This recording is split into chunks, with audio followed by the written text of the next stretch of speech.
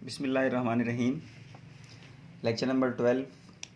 आज हमने theorem 12.1.2 discuss करना है, जिसकी स्टेटमेंट हमें गिवन है।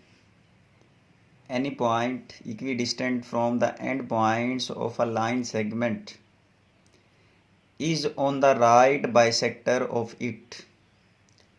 लाइन सेगमेंट, जैसे कि मैंने आपको प्रीवियस थ्योरम में बताया कि ये हमारे पास एक लाइन सेगमेंट है।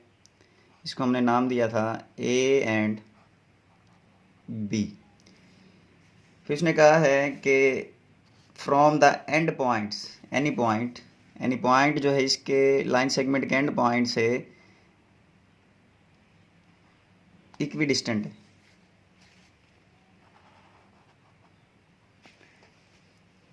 फिर इस पॉइंट को हमने नेम मेंशन किया, P is on the right bisector of it.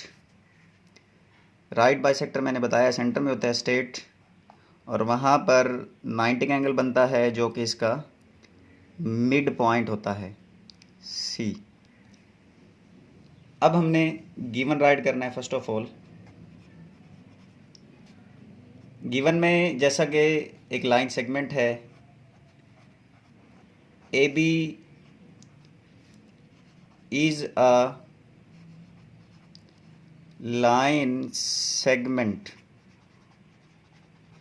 A B is a line segment, और जो पॉइंट पी है डायग्राम में ड्रा किया हमने, is such that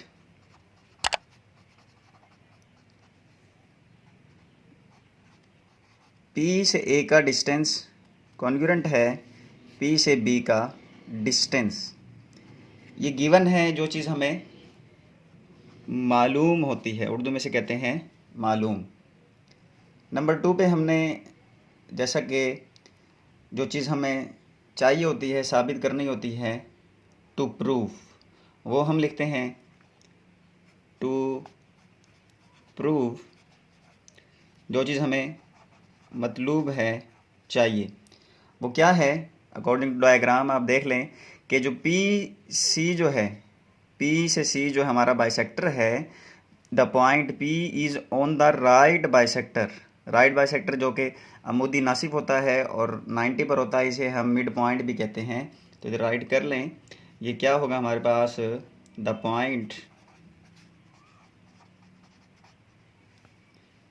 point P is on the right bisector of A B line segment. Number 3 जो हमने construction की, construction में हमने क्या किया? पी जो पॉइंट है उसको सी से मिला दिया, और ये जो हमारे पास पी से सी तक जो बाइसेक्टर है, ये क्या बन जाएगा? ए बी का मिड पॉइंट। तो नंबर 3 हमने जो है वो राइट करना है। कंस्ट्रक्शन जो हमने अमल किया, कंस्ट्रक्शन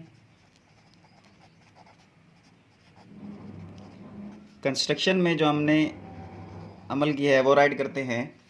हमने किया जॉइन, या जॉइंट भी लिख सकते हैं, joint P to C, P को सी से मिला दिया, जो कि मिड पॉइंट बन गया, द मिड पॉइंट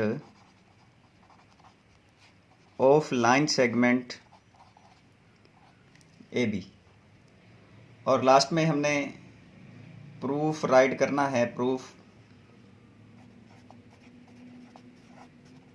जो कि सबूत होता है, उसमें 2 चीज़ें होती हैं। नंबर 1 स्टेटमेंट्स के बाद रीजंस। स्टेटमेंट होते हैं हमारे बयानात, और रीजंस होती हैं हमारी दलाइल। अब याद रखें, जो जो हम स्टेटमेंट देते हैं उसकी रीजंस भी देते हैं। अब नंबर 1, जैसा कि हमने पढ़ा कि दोनों ट्राइंगल जो है हमारे पास, कंपेयर करें हम, अगर जब कंपेयर करेंगे तो हमारे पास देखें एक ट्राइंगल है A C P B C P. Triangle A C P और बी सी पी हम राइट कर लेंगे।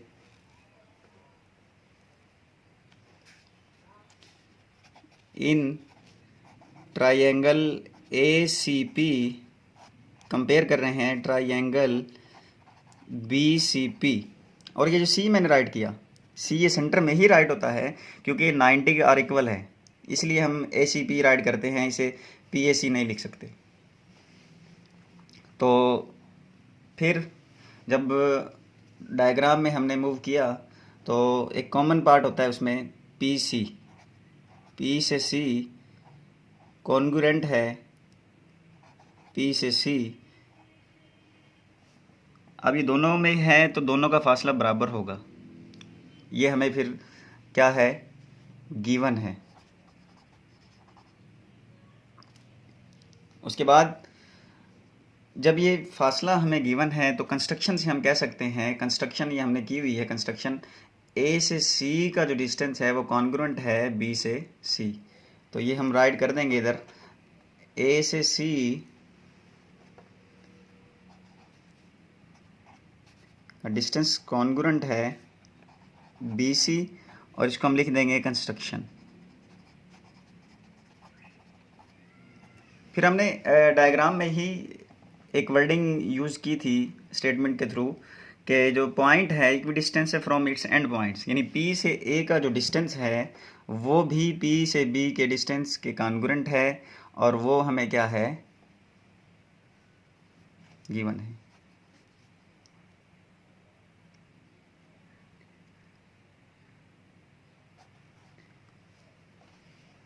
पी से ए और ये पी से B,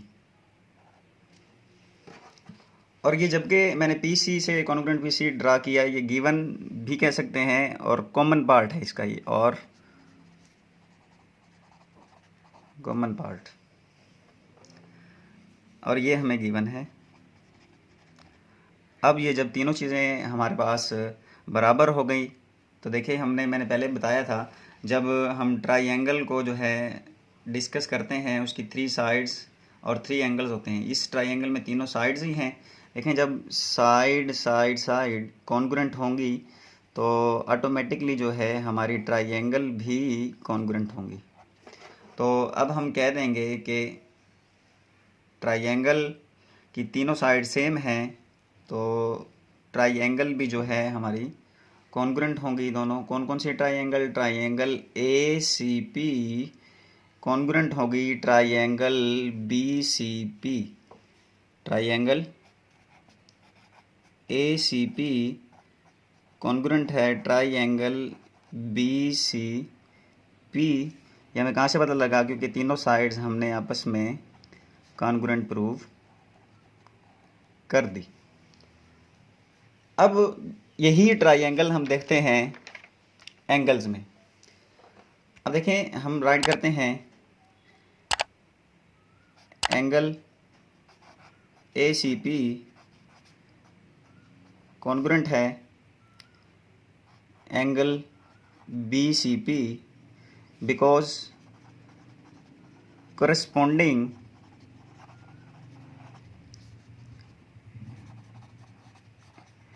angles of congruent triangles।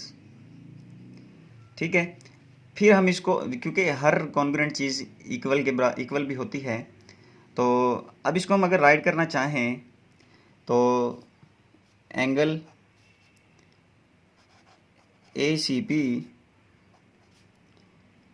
Angle B C P is equal to 90। जब हम इक्वलिटी की फॉर्म में राइट करते हैं तो इसके साथ मेजरमेंट यूज़ करते हैं, यानी measurement of angle A C P measurement angle B C P is equal to 90। But यहाँ पर हम मेंशन कर लेंगे angle A C P plus angle B C P, दोनों एंगल का सम जो है वो 180 के इक्वल होता है, और इसको हम मेंशन कर दें नंबर 1 बिकॉज ये सप्लीमेंट्री एंगल्स हैं। कौन से एंगल हैं? सप्लीमेंट्री एंगल, जो कि 180 के होते हैं। और ये हमारे पास आ गया फ्रॉम 1 एंड 2। अब हम फर्दर मूव करते हैं। अब देखें हमारे पास ये 1 आ गए।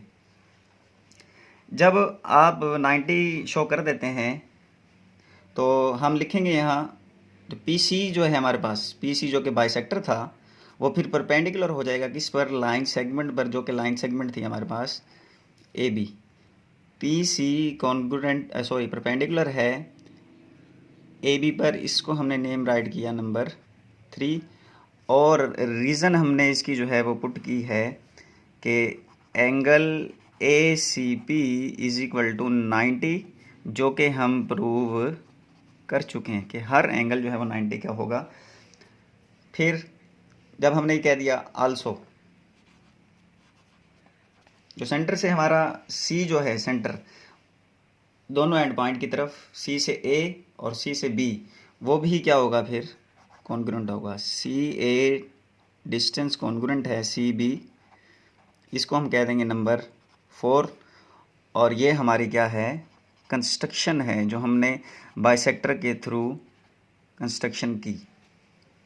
और लास्ट में देखें दोनों 90 जो एंगल है हमारे पास, उनका बराबर फासला है थ्रू ट्राइंगल, इसलिए हमने कह दिया C से A कॉन्ग्रुएंट है CB। और लास्ट में हम फ्रॉम 3 और 4 को यूज़ करते हुए, फ्रॉम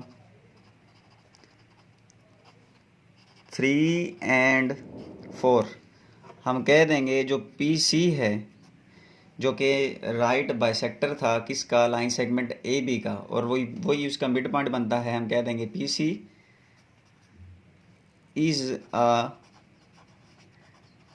राइट बाइसेक्टर